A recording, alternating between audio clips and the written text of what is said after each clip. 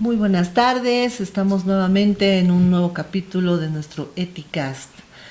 Hoy día tenemos la grata presencia de Mónica, que es representante de 1DC. Por primera vez en Bolivia, por lo menos desde que yo estoy, tenemos al mando de una agencia de cooperación tan importante, una mujer. Y sobre todo una mujer latina, súper dinámica. Ya nos va a contar ella cómo ha llegado a ser representante acá, y también nos va a comentar qué es y qué hace la 1DC en Bolivia, cómo nos coopera, cómo nos ayuda para la lucha contra la corrupción, para la prevención y la lucha también contra el narcotráfico. Y hay otras líneas de acción que a veces no son tan conocidas, pero creo que es importante que las podamos comprender, porque la actuación de Naciones Unidas a través de este brazo operativo es muy, muy importante para todos nosotros. Mónica, querida, por favor, voy a pedirte que te presentes para todos nosotros y que nos comentes un poquito de cómo ha sido tu trayectoria profesional y cuál ha sido tu trabajo en la entidad. Bueno, muchísimas gracias por esta invitación. Es un gusto estar contigo en este programa y poder compartir con todas las personas que siguen a través del canal y de todas las redes sociales este trabajo. Para nosotros es muy importante el trabajo que hacemos en Bolivia. Tenemos casi 40 años de estar en el país. Hay un compromiso de la organización de trabajar y, como tú lo mencionas, es la primera vez que una mujer está a cargo de la jefatura. Y tenemos como misión importante, somos los guardianes de las principales convenciones. En Bolivia tenemos 4 áreas específicas de trabajo. Estamos trabajando en el problema mundial contra las drogas, pero también en el tema de cultivos excedentarios de coca. Trabajamos en el apoyo a la prevención y lucha contra la corrupción y demás delitos económicos. Tenemos un área de trabajo enfocado a crimen organizado para prevenir también el delito y poder combatirlo. Y lo más importante para nosotros también es la prevención del delito y el acceso a la justicia que tiene que tener la población en general. Entonces es muy importante. Bueno, yo tengo 17 años de estar en la organización, soy abogada. Estuve trabajando en el sector privado en mi país, pero también trabajé en la Fiscalía General de la Nación de mi país, y posteriormente trabajé ya en Naciones Unidas. He trabajado en varios países, no solamente en Colombia, mi país, sino en El Salvador, en Honduras, y tengo ahorita la oportunidad hace 4 meses de estar aquí en Bolivia. ¡Qué maravilla! Si hay algo que a mí me alienta mucho, es que a veces los problemas que tenemos en Latinoamérica no siempre son similares a los problemas que tienen en Europa, en Estados Unidos, en Asia. Y cuando yo me conocí con los diferentes representantes, todos súper buena onda, buenas personas, súper comprometidos con el trabajo, pero la lógica de entender la dinámica social, la dinámica política y económica de nuestros países a veces es distinta. Y tú tienes toda esa experiencia. Has trabajado en Colombia, has trabajado en Honduras, entonces ya sabes más o menos cómo funcionamos los latinos, que tenemos nuestras particularidades, a veces muy buenas, a veces no tanto, pero creo que somos personas así súper cariñosas, querendonas. También somos a veces súper sensibles, y esto a veces hace que las problemáticas se sufran más, ¿no es cierto? Ciertamente, creo que nos hace falta también un poco de acción. ¿Qué opinas? Yo creo que, como tú bien lo señalas, hay elementos comunes en toda Latinoamérica, pero cada país tiene un contexto diferente y marca unas diferencias propias. Bueno, estoy aprendiendo con el equipo. Aquí en Bolivia somos más de 65 personas en la actualidad, y la dinámica que tiene Bolivia, si bien está en Latinoamérica, se diferencia mucho de Colombia, de Honduras. Hay elementos muy comunes. Hay 3 elementos que yo quisiera un poquito destacar de lo que tú acabas de mencionar, y es lo primero, que la mejor apropiación del contexto es lo que permite que uno pueda, como Naciones Unidas o como agencia, dar una respuesta mucho más efectiva, entender y comprender las sociedades, las culturas, lo que tú decías, tenemos diferentes formas de solucionarlo. Otro elemento que yo creo que es fundamental y creo que si bien en esta región hemos enfrentado crisis, también hay una capacidad de resiliencia de las comunidades y de las sociedades. Creo que hay poblaciones o contextos que están enfrentando por primera vez crisis, pero esta región tiene, digamos, un músculo desarrollado en la forma como enfrenta la crisis y cómo sale adelante a pesar de las dificultades, y eso es una capacidad de resiliencia importante. Y yo creo que también hay algo muy importante que nosotros identificamos, y es cómo existe en el contexto latinoamericano cada vez más un orgullo por su país, por su nación, esa apropiación no solamente cultural sino social, de sentirnos orgullosos de ser latinoamericanos, de ser bolivianos, de ser colombianos, y creo que eso es algo que se ha venido incentivando, digamos, en el último tiempo, y que va a jugar un factor muy importante para enfrentar las crisis en el futuro. Sí, realmente es cierto. Bueno, para los que recién están siguiendo nuestro Eticast, creo que es importante comentarles cómo es que surge toda esta dinámica de trabajo de Naciones Unidas y sobre todo esta área de lucha contra la corrupción. El año 2003 en Mérida, en México, se suscribió una convención que es muy importante, es la Convención de Naciones Unidas de Lucha contra la Corrupción. Porque la corrupción no es un problema que afecta solamente a un país, afecta pues a múltiples países. No solamente por dónde se producen estos delitos, sino porque dónde van a parar los recursos emergentes de estos delitos. Y es así que Naciones Unidas, que agrega a más de 140 países, ha generado estos organismos desagregados, digamos así, para cooperarnos a todos los estados y que podamos no solamente implementar estos estándares, estos compromisos que tienen que ver con generar mecanismos de prevención, con generar mecanismos de lucha, sino también para que todos vayamos afrontando de manera conjunta y cooperativa este problema. Entonces, Naciones Unidas, a través de un ODC, ha creado un brazo operativo que coadyuva a todos los países en estos elementos, en el seguimiento justamente del cumplimiento de estas normativas, de estos estándares, la incorporación.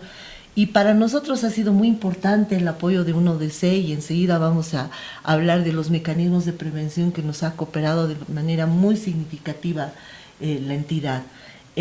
¿Cómo ves tú este proceso de cooperación que va realizando un ODC en los diferentes países?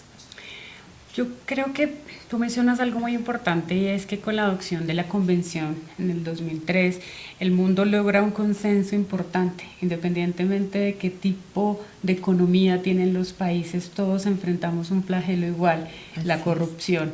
Y la corrupción es un fenómeno tan fascinante que tiene la capacidad de adaptarse al contexto, y en los contextos donde, digamos, hay una economía que tiene muchos recursos, es mucho más tecnificada.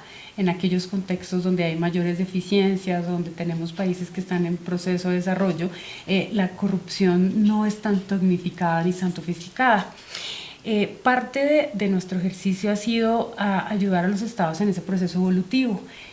Pensar que la corrupción, la única respuesta no puede ser punitiva o perseguir, tiene que generar un aspecto importante, que es poder prevenirla, poder detectarla y controlarla, finalmente gestionar esa corrupción a través de ese enfoque basado en riesgos, y finalmente perseguirla, pero más importante, recuperar esos bienes ilícitos derivados de la corrupción. Y yo creo que ahí, digamos, un poco recogiendo la visión de los 203 estados que en la actualidad han ratificado la convención, lo que hemos visto es un proceso de casi 20 años donde los estados cada vez más son conscientes del impacto que tiene la corrupción. Le hemos puesto nombre al fenómeno, hemos estimado el nivel de la amenaza del fenómeno, pero ya existen, al igual que en Bolivia, estrategias puntuales de lucha contra la corrupción, y que tienen un enfoque no solamente en el tema punitivo, sino que se han anticipan a fenómenos de la corrupción, promoviendo escenarios de transparencia, hablando, digamos, de rendición de cuentas, pudiendo generar o digitalizar, digamos, muchas de las acciones del Estado para poder combatir la corrupción, y lo más importante para nosotros, involucrando a todos los sectores. Yo creo que algo muy importante que podemos extraer de estos 20 años de aprendizaje es que la corrupción exige un compromiso de todos. No importa el lugar en la sociedad que cada uno represente, hay una respuesta desde la esfera personal, desde la esfera social, que tiene que surgir en términos de combatir y prevenir la corrupción. Tú has mencionado algo que es muy importante y es justamente cómo nosotros generamos acciones de manera conjunta con la sociedad. Muchas veces tendemos a pensar que la corrupción es un fenómeno del que se tiene que hacer cargo el Estado o alguna institución determinada, la Fiscalía, el órgano judicial, y esto no es así. Cuando se concreta un hecho de corrupción y cuando tenemos las instituciones, los estados que asumir un proceso penal, estamos yendo prácticamente cuesta arriba, porque además de que son delitos complejos, cuesta mucho arribar a los verdaderos responsables, cuesta mucho identificar el curso del dinero, cuesta mucho que los estados podamos recuperar efectivamente.